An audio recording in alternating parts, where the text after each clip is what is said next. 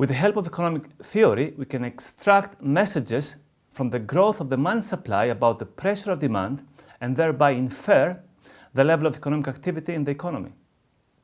It is important, of course, to remember that movements in the monetary aggregates reflect both movements in the rate of inflation as well as in the level of economic activity, that is, both price and volume type fluctuations. The role of monetary aggregates as an economic indicator has long been the subject of intense debate.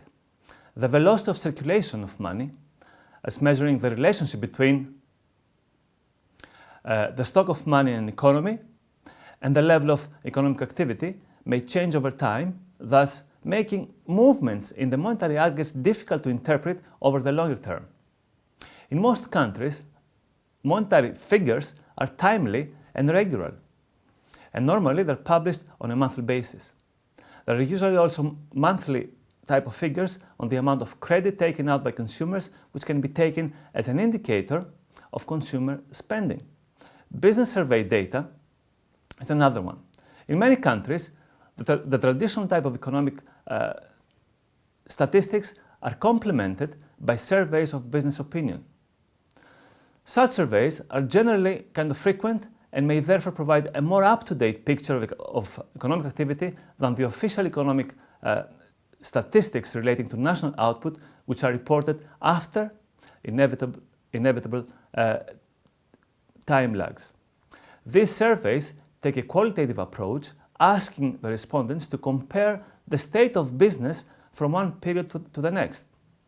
The focus may be in terms of general kind of confidence about the economy outlook, or on items that are specifically kind of related to activities such as expectations about the levels of output and stocks or order books. In essence, such information provide predictions as to whether activity will increase or decrease relative to an earlier period. There are also some surveys of consumer confidence which can act as useful indicators of the future spending patterns by individuals or households. Next up is labor market statistics. Generally, the labor market statistics represent another pointer to the state of the economy. The information includes figures for unemployment and job vacancies each month, as well as estimates of the number of people employed in the whole of the economy.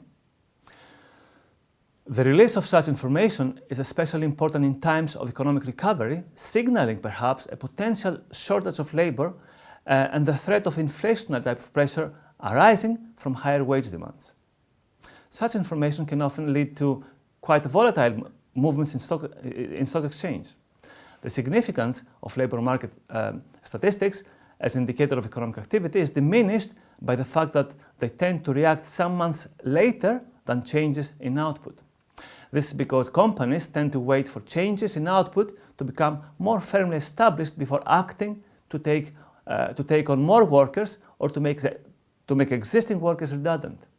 Consequently, employment and unemployment, all the statistics that concern unemployment and employment are often described as lagging indicators of economic activity. What about the cyclical indicators?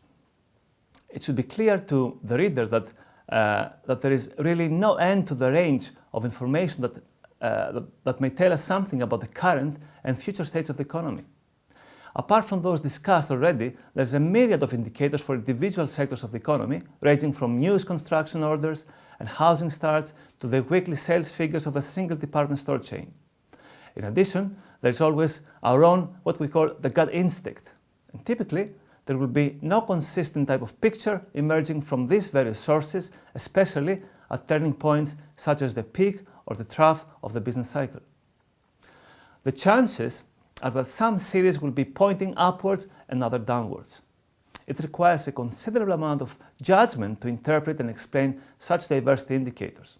Generally, the government's statistical departments consolidate the information from a number of data series into several kind of distinct composite indicators of the state of the economic cycle, giving rise to a number of indices, what we call longer leading index, shorter leading index, the constant index, and the lagging indices.